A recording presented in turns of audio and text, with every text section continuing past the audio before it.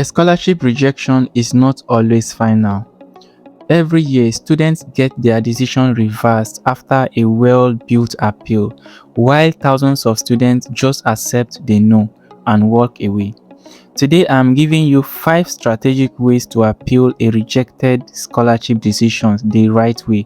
So you are not just begging for a second chance, you are actually giving the committee a real reason to reconsider, right? So before we start, this channel is all about helping international students, especially African students, to navigate every stage of the scholarship and study abroad journey, including the parts that nobody talks about, like what you can do after a rejection, right? Now, if this is useful to you, subscribe now because we cover situations like this every week on this channel. And one honest thing I want to be upfront with you about is this: not every rejection can be appealed, and not every appeal succeeds, right? Now, this video will help you to appeal strategically where it is genuinely possible, but it won't guarantee an outcome. And I will show you how to tell the difference between a situation worth appealing and one where your energy is better spent elsewhere. So the question is, why should you even appeal? Now, before writing a single word of an appeal, you need to understand what actually happened. Read your rejection letter or email slowly more than once. Now, the truth is, most rejections fall into one of these few categories. Maybe it did not meet the eligibility requirement, like the nationality or the degree level, or you missed a document or deadline, or your application was completed but simply outcompeted by stronger applicants, or there was an administrative error like missing transcript that was actually submitted, right? And here is a key distinction. Now, if you were rejected for a hard eligibility requirement you genuinely don't meet, an appeal will almost never work for you, and you should redirect your energy to a different scholarship instead of appealing, right?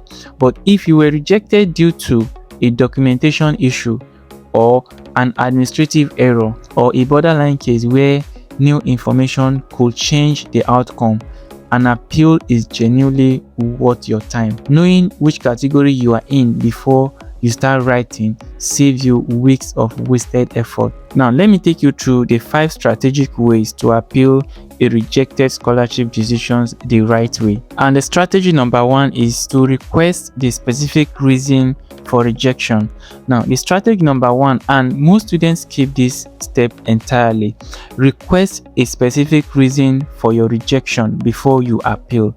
Now, generic rejection email rarely tells you exactly why you were declined. Now, email the scholarship office or admission committee directly. Thank them for their time and politely ask if they can share the specific reason your application wasn't successful, or what would have strengthened a future application, right? Some committees will give you the real answer, but others won't respond in detail. But even attempting this can show an initiative and sometimes reopens a conversation that can lead somewhere useful. Now, this step matters because an appeal built on guessing what went wrong is very, very weak. An appeal built on the actual stated reason is targeted, and targeted appeal gets taken more seriously, right? Now, strategy number 2 is to build new evidence. Don't just repeat yourself. Your appeal must include something new. This is where most appeals fail. Now, if your appeal is simply restate your original application in a more emotional tone, it will almost always be rejected again because you haven't given the committee any new reason to change their decision, right? New evidence could mean a corrected or newly obtained document that was missing the first time you submit your application, right? An updated academic result that strengthens your profile, a new recommendation letters addressing a specific weakness in your original application, or clarification of a genuine administrative error with proof attached, right? Now, think of your appeal as presenting new evidence to a judge, not a re-arguing the same case with more feelings. Committees respond to information, not persistence alone. Right now, strategy number 3 is use the right tone and format. How you write the appeal matters almost as much as what you write. Right? Keep your appeal professional, keep it concise, and keep it respectful, even if you are frustrated.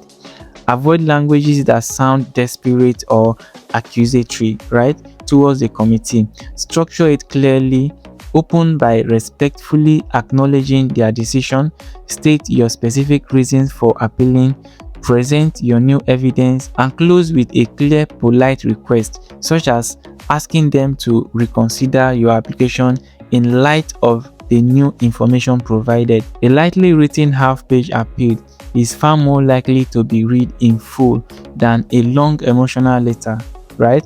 Committees are reviewing many appeals and clarity gets respected. I want to pause here because I know a rejection like this can hit differently when you have built your entire plan around one scholarship. Maybe you already told your family, maybe you already imagined the flight, the campus, the life on the other side of the acceptance, right? And now there is a no sitting in your inbox and it feels personal even when it is not, right? I want you to hear this clearly. A rejection is a decision about one application at one point in time, made with the information available then, right? It is not a verdict on your ability or your future. Some of the strongest students I've seen on this channel got rejected once, appealed strategically, or simply applied somewhere else and ended up exactly where they were meant to be, right? Whatever happens with this specific appeal, this is not the end of your story, so keep moving. Strategy number 4 is know your timing window. Now, timing. Most scholarships have a narrow window for appeal, and missing it kills your chances regardless of how strong your case is. Check your rejection notice for any mention of an appeal process, deadline, or contact for reconsideration. If none is mentioned, don't assume there is none. Email and ask directly whether an appeal or reconsideration process exists and what the timeline looks like.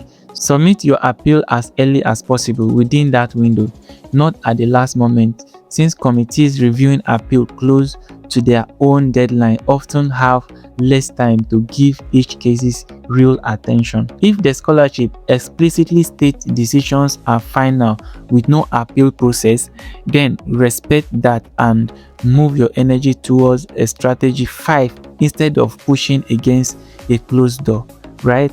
And the strategy number 5 is have a backup plan running in parallel, and this is non-negotiable. Never let an appeal be your only plan. While your appeal is pending, keep applying to other scholarships and other universities. Appeal can take weeks to resolve, and many are ultimately unsuccessful even when well written, simply because some committees have strict policy against reversing decision. Now, treat your appeal as one active lane in your overall strategy, not the entire road. This protects your timeline and your mental health because your future does not depend on a single decision from a single committee, right? So to recap this, first, read your rejection carefully to know if an appeal is even worth attempting.